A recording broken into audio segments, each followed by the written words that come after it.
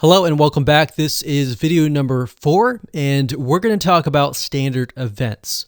So the purpose of standard events is to allow you to track what is happening inside of your funnel. So for example, if we have a funnel where we just send people to a opt-in page and our goal is to get them to sign up and give their email address to us, we want to figure out how many people are just going to the page and not filling their name and email versus how many people are filling their name and email. And of course, maybe our funnel is deeper. And besides an email opt-in funnel, we have something like a purchase funnel. So we send people to a sales page. We want to know how many of those have purchased and how many of those have not purchased.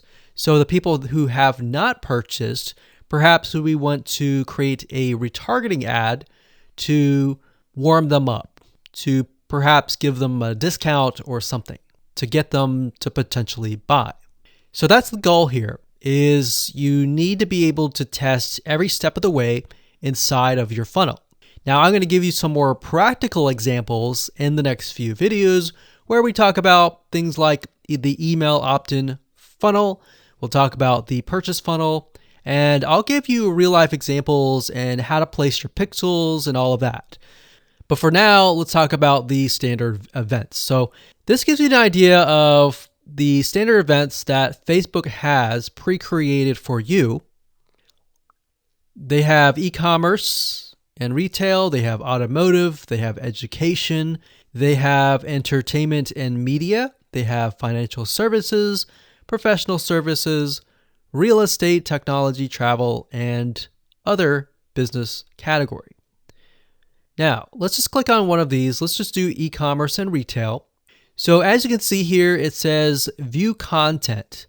This happens when a visit to a content page you care about, such as a product page, a landing page, or an article.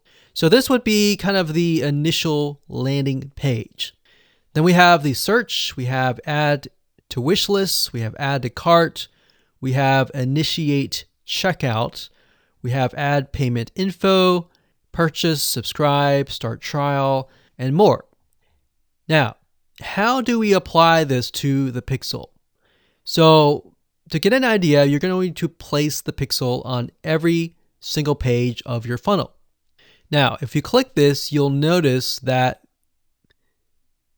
it gives you different values. So for example, we can add conversion value, currency, and other variables to get an idea of what's happening.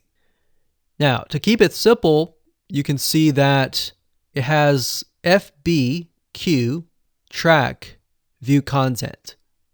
Now, I'm going to say that if you want to customize the standard event, you can.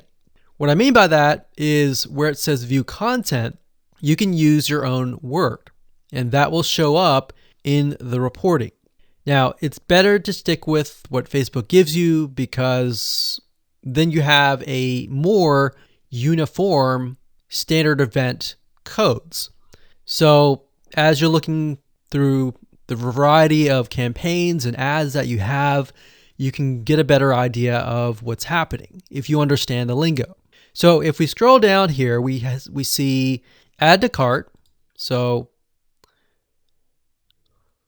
you can see that it says FBQ, track, add to cart. So you're basically going to add this code to your header of that page. Now, don't worry, we'll show you how to do all of that in the next few videos. So I just want to give you an idea of how to track every step of the way. So we've got add to cart, we have all these other ones that we talked about. And if we scroll back up, we've got education. So we've got view content, complete registration, purchase, we have contact, we have lead, we have start trial, and more. So now that you have an idea of the different codes and the different standard events that are available to you, let's move on to the next video and talk about some real life application.